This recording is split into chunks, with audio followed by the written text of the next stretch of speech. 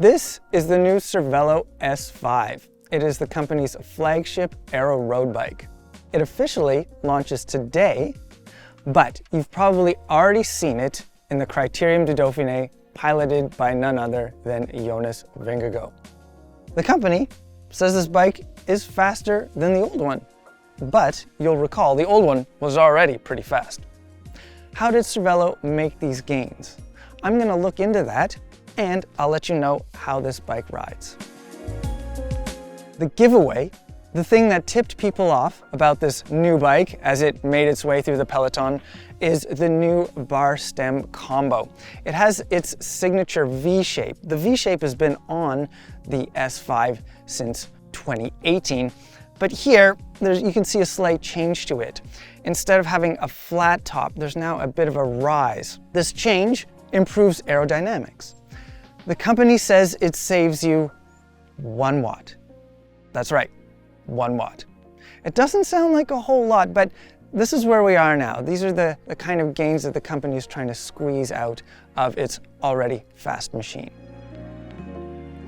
The bars follow the current trend with a narrower dimension between the hoods compared with a wider dimension at the drops. So from hood to hood on these bars, it's 40 centimeters, and from hook to hook, it's 44 centimeters. Now this bike is a size 54, and that's what comes out of the box. You might remember the now banned puppy paw position. That's where riders would get their hands just up over the handlebars. That's illegal. However, with this configuration here with the V stem, you can hook your thumbs into the notches of the V and get an, let's call it a puppy paw-like position for some aero gains. Pretty sure that's legal at the moment, but as with all things, we'll see. On the previous S5, that bike featured a deeper head tube and gussets, or more material in certain areas. Those areas are at the top tube, seat tube junction, and above the bottom bracket. Now the new S5 has those features as well, but they've been expanded, if you will. The head tube is even deeper, and those gussets have been filled in just a little bit more. This added material makes the bike a bit more slippery through the wind. The bayonet design of the front fork has also returned.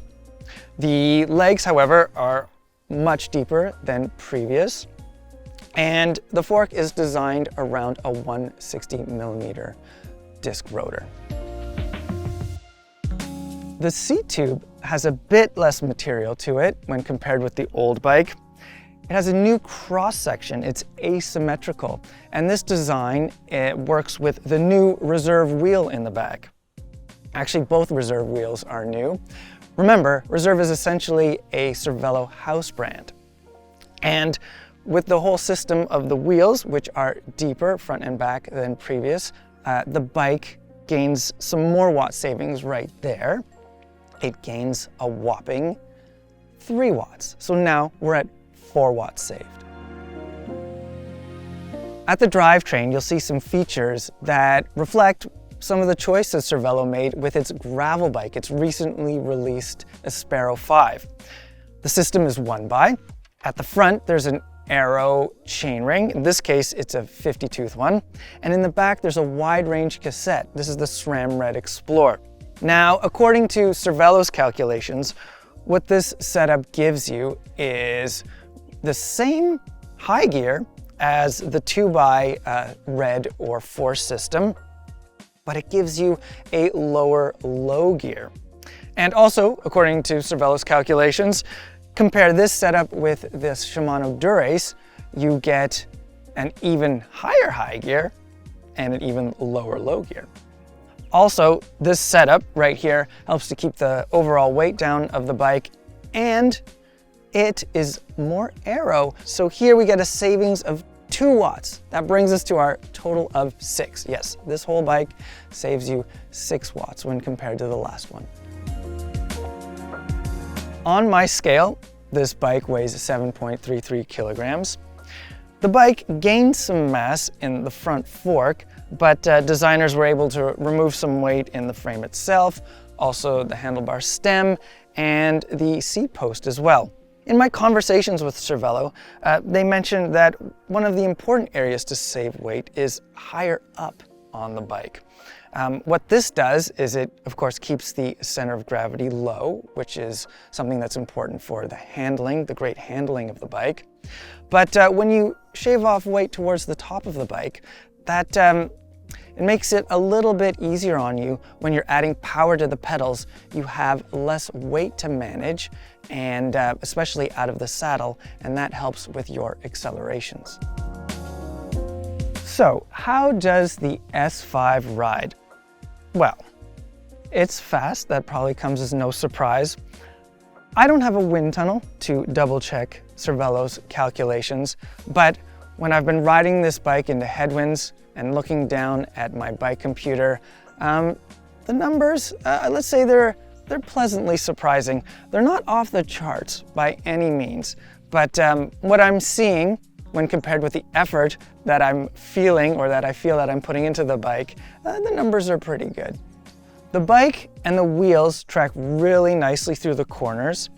I have noticed that there's quite a bit of toe overlap with the front wheel. I've noticed it especially in slow speed maneuvers. I've buzzed and even scuffed my red cycling shoes, my poor ruby red slippers.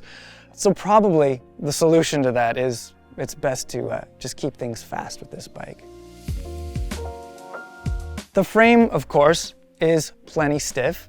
Now this is great for power transfer, taking the effort you put into the pedals and translating that into forward motion. Comfort is not a priority of this bike.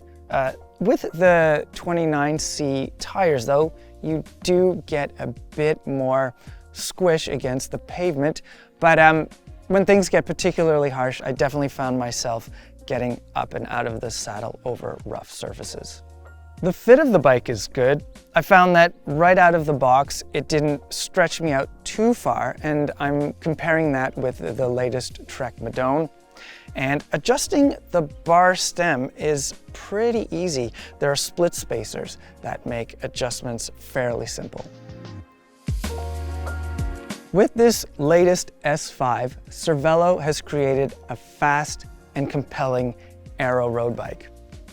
It's designed for pros, but it sure is fun for riders like you and me.